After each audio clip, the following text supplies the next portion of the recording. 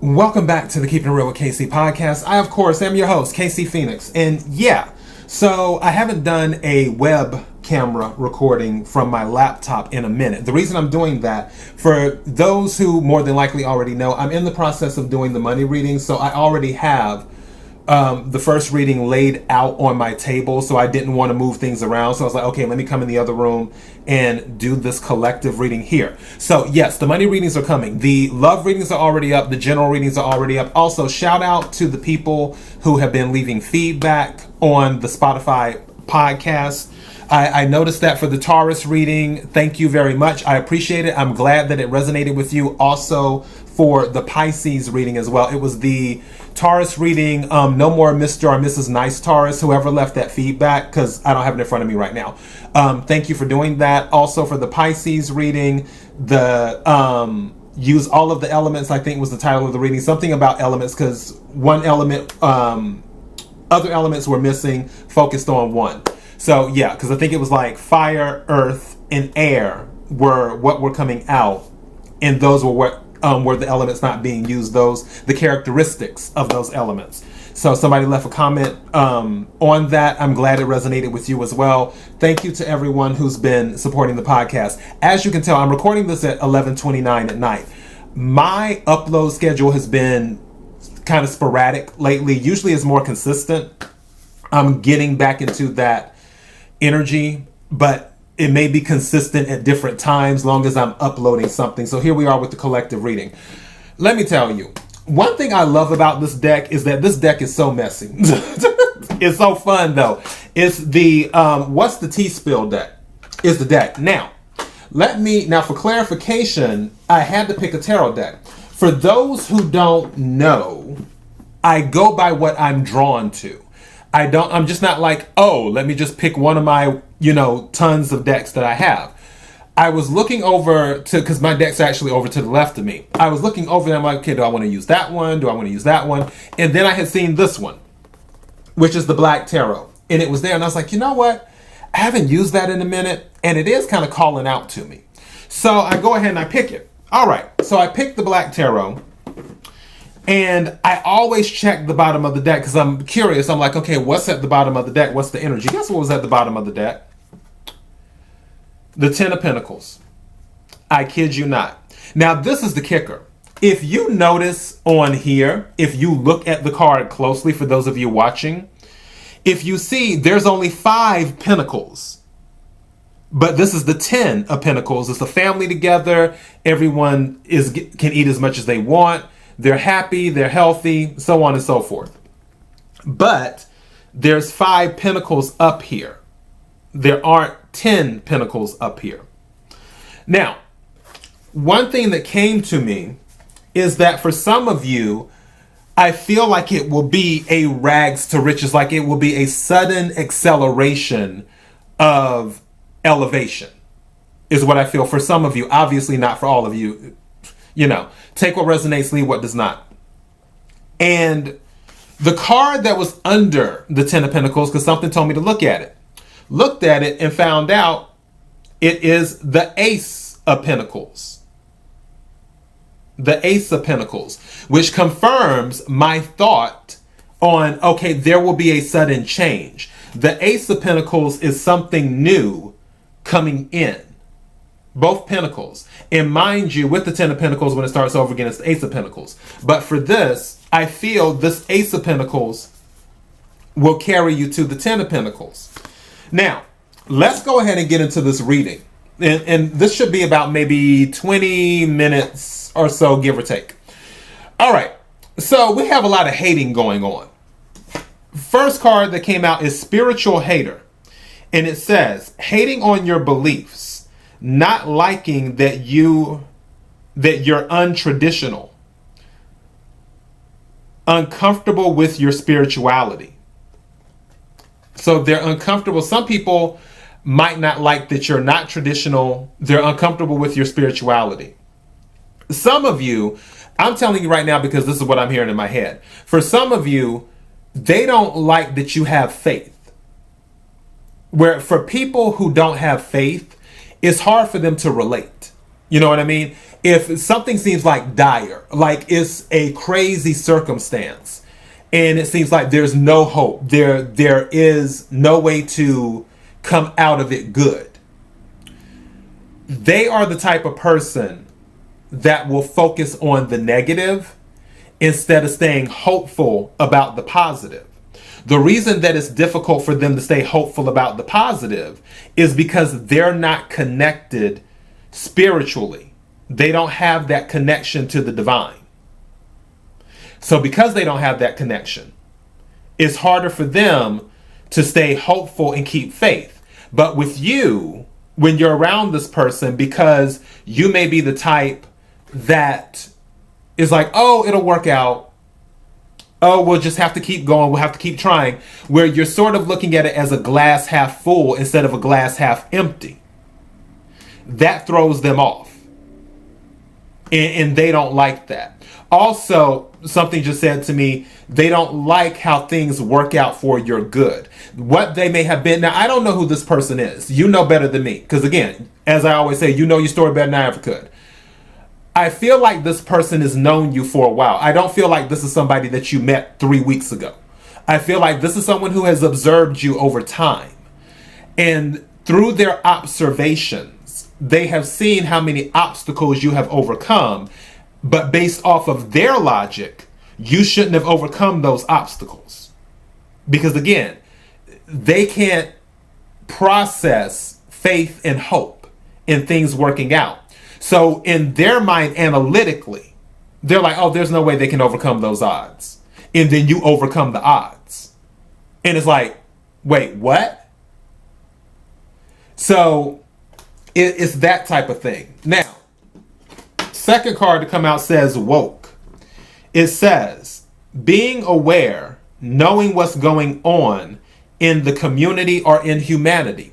That's the other thing too when it comes to being woke. Now, we can debate on another day whether woke is a good thing or a bad thing. I'm going to take the connotation of it and move that out of that, or move that out of this for the reading. We're not going to focus on the connotation.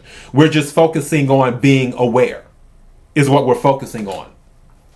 And you are aware of the things that are going on in the world. Part of it is because you are connected spiritually.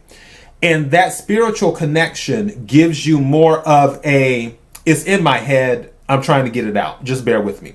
It gives you more of a feel into the energy of humanity. It's almost like you can read the energy of what things are.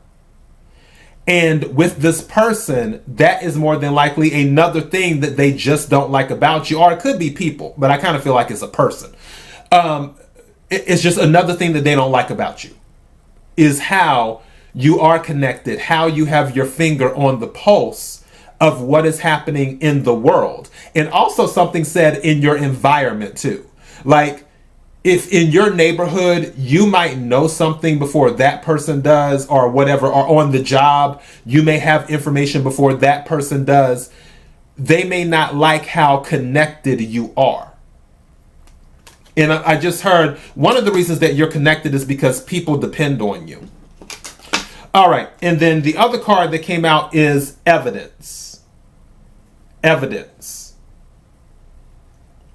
Meaning that if there's any shenanigans going on, it will more than likely come out, especially if they try to do something right now, because Saturn is still in retrograde. Saturn, because I was paying attention, I forgot who it was that mentioned this, because I don't follow astrology as much as I follow tarot, but I know more about astrology than the average. But yeah, one thing that she was mentioning is that while Saturn is retrograde, it's almost like instant karma, is what she was talking about, somebody that I was watching. So I can see if somebody did some shenanigans during this Saturn retrograde, I can see evidence coming out and being like, nope, shenanigans were happening. Now, there could be someone around you, or this could be you. Sharp tongue came out, sharp tongue, and it says, this person has no filter, saying nasty-ish, has a tendency to say very critical things about people. So the person that you may be dealing with, they may be somewhat of a critical person. And they may not really filter their words. Now, this could be you as well. We don't just want to put it on the hater. Because, I mean, we all can get reckless with our mouth sometimes. But there's somebody with a sharp tongue. Now, I'll also keep it 100 too. This could be you because some people put you in this energy, because I can relate to this. Where, yeah, I'm usually easygoing and nice and everything else. But if the shenanigans start happening, then I can easily land in this energy and start checking everyone. So I can get that too. Where if someone or some people pushed you into this energy. But this is saying that there is someone, whether you or other people, might have a sharp tongue. Now, the other card that came out is money problems. Some of you could be dealing with money problems, or they could be dealing with money problems, which might be why there is some type of resentment towards you. Because, I mean, again, the 10 of Pentacles and the Ace of Pentacles was at the bottom of the deck. Money is looking good for you. If you don't feel abundant, then maybe you need to tap into that energy, because the energy is there. But it says someone could be indebted to their credit cards, burning through cash, irresponsible with money. Now, this card could also be a wake-up call to say, hey, be more responsible with your money. Be careful where you spend your money at. What are some of the things that you are wasting money on? Now, I'll be the first person to tell you, I don't believe in cutting back. I just don't. Because I feel like it's a lack mentality. Everybody is different. And that's the other thing too. You have to remember with life, you have to do what works best for you. What worked best for one person, just for example, I was watching this guy on YouTube. He's worth, like, I think he said 43 million or whatever, $43 million. He's built up his wealth over time. Very young guy. And he's been successful. I think he's still under 30 and worth tens of millions of dollars. He's hung out with the billionaires. And some people say, oh, well, if you get up early in the morning, like at 4 or 5 in the morning, that's the best routine to have. And he was talking about, I'm not getting up that early in the morning. He's like, I did get up early at some point, but really, you have to get up at the time that works best for you. He said, long as you're being productive when you get up, and as long as you're not just doing nothing, you know, like scrolling the internet or doing this or doing that, then it's fine. Do what works for you. That's the same thing with money. For me, I don't cut back because I feel it is a lack mentality. I believe if your bills are a lot, then make more money instead of cutting back. That's my thing, because there's plenty of money out there. The money is infinite. You just have to shake the right trees. But for other people, they're like, you know what? I'm going to get rid of the Netflix subscription. I'll cut back on certain types of stuff I buy at the grocery store. I'll start buying some generic, food items at the grocery store. I'll do this. I'll do that. I won't drive as much. That'll cut back on gas. I won't use my electricity as much, so on and so forth. And if that works for you, then by all means, swing for the fences. More power to you. Do your thing. Everyone is different. If this money problems card is resonating with you, then sit down and figure out how to approach it accordingly. If it isn't resonating with you, it's more than likely the other person who's having money problems, which might be why they can be irritable at times. Now, for the other card, it is eavesdropping. Eavesdropping. And it says, a peeping Tom, looking over someone's shoulder, listening to your private conversations.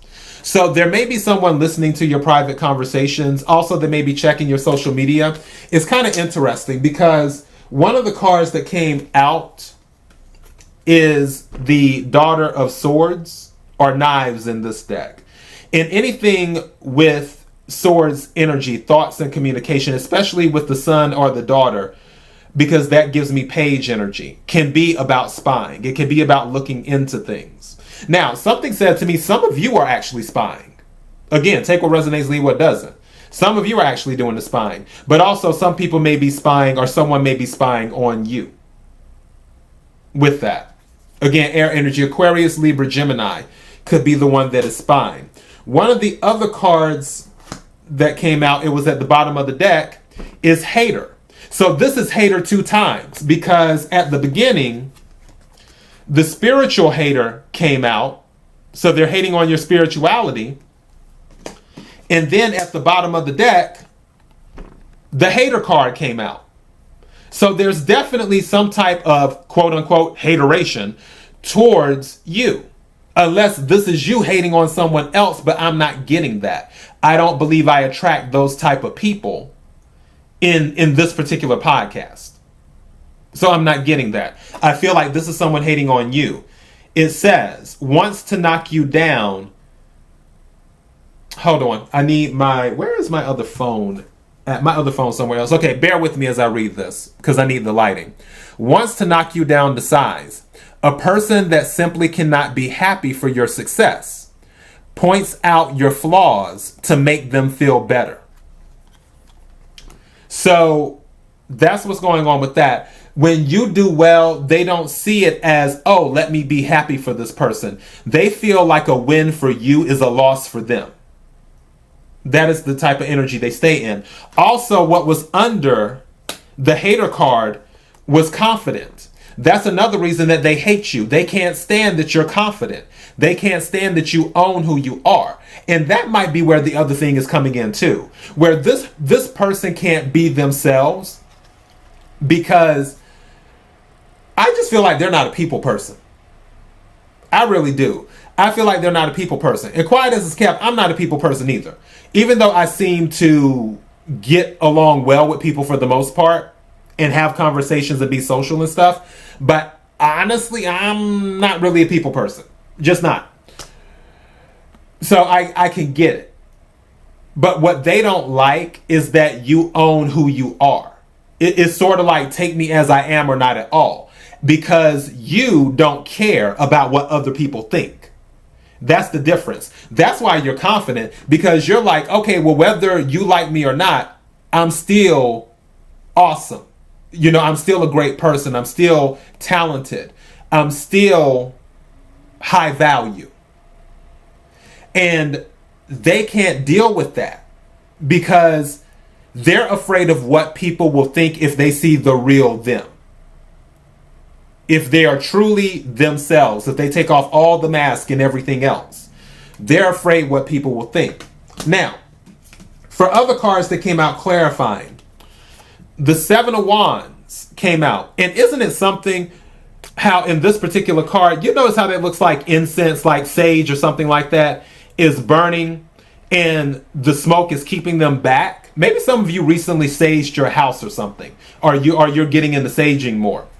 But I feel with the 7 of Wands fire energy, Aries, Leo, Sagittarius, some of you may be that sign or have it in your chart or dealing with that sign, or someone may have it in their chart. But I feel with this is saying you're keeping all the negative energy back. That's what you're doing. You're keeping all the negative energy back. I feel that you're aware of who the hater is or who the haters are. I feel you're aware of it. And you know you have the high ground. You know you're not doing any shenanigans. So I don't really believe you're that pressed about it. And then you have the 6 of Swords. With the 6 of Swords, you're moving away from something. And honestly, something said climbing over obstacles with this particular card. Because usually with the 6 of Swords, it's somebody in a small boat going across the water, moving away from something. If you notice here with the 6 of Swords, it is someone climbing up. They're climbing a mountain. I feel like someone might have been trying to put obstacles in your way, especially because one of the other cards that came out is the Hangman. Someone was trying to put obstacles in your way to keep you stagnant, and you climbed over the obstacles. You pushed through the obstacles is what you did. And then you climbed that mountain that they put in front of you. You climbed the mountain and you were standing at the top and you had a great view. And they weren't ready for that. Again, the reason that you were able to make it up this mountain is because of your spirituality, because of your faith. something just said to me there. Yeah, I remember that. How is, oh gosh, what is that passage in the Bible? I'm trying to remember it correctly. If you have, what is it? If you have the faith of a mustard grain seed, you can look to the mountain. What is it? You can cast it. Hold on. I got to look it up. Give me a second. Because I really am trying, because it came, like that came to me. Hold on. Cast the mountain. I'm on Google. There we go. Cast the mountain into the sea. Because I want to know exactly what it says. Okay. Let's do this. Mark 11:23. Let me see what this says. Is that the one? Okay, yeah. The New International Version. Mark 11th chapter 23rd verse. It says, "Truly I tell you, if anyone says to the mountain, 'Go throw yourself into the sea,' and does not doubt in their heart, but believes that what they say will happen, it will be done for them." That is what I'm talking about. That's what hit me. I just heard that in my head while I was doing the reading. So something told me to make sure I got it exactly right. But that's what I'm talking about. Going back to this, that faith right here, because of your spirituality, that's how you were able to climb the mountain and get through the obstacle. That's another reason why they really have been hating. Other cards that came out, like I said, was the Hangman. I feel like there was a situation where you might have been stagnant, or someone might have tried to keep you stagnant, but all they were doing was giving you a new perspective, because that's what the Hangman is. This is Pisces energy. Some of you may be a Pisces, have it in your chart, or be dealing with the Pisces, or they may have it in their chart. And then you have the Five of Cups, and you have the Ten of Swords, where the cycle has come to an end or is coming to an end. And with that, at the bottom of the tarot deck, you have the Fool. You have the Fool. Starting over again. This is Aries and Aquarius energy. Starting over again. On a journey. What's under the Fool? So you have the Four of Coins. Oh, the Three of Wands. Ships coming in. Eight of Swords. Strength. Eight of Cups walking away. Eight of Wands. Lots of eights. Wow. Yeah, that's another abundance confirmation. And then Eight of Wands followed by the Star. So yeah, and the Three of Cups. So this is something where things are turning. I really feel that for some of you, there will be a very quick elevation. And when there is, it's just, especially if it's this one person, they are going to be so extra. But all I can say is do you. Don't, whether it's one hater or 20, just do you. Continue moving forward. Continue keeping the faith, because obviously your faith has carried you thus far. And that's all I have. Like, that's it. Thank you to everyone again who's been supporting the podcast. I'm working on the money readings. I'll have those coming out over the next few days. Also, the August general readings, because I have to start it because we're getting closer to August. I will start those readings next weekend, is what I would do. So the August general readings for all of the signs, I'll start next weekend. I will also do a few more collective readings too. I'll probably do some quick threes. I'll do some collective. I'll do a collective money reading, and I'll probably do a collective love reading, because I want to use one of my other love oracle decks. So yeah, I'll do a collective love reading, collective money reading. I'll do a few more quick 3 tarot readings, and we'll get things going. All right, so thanks again for your support. Until next time, be blessed.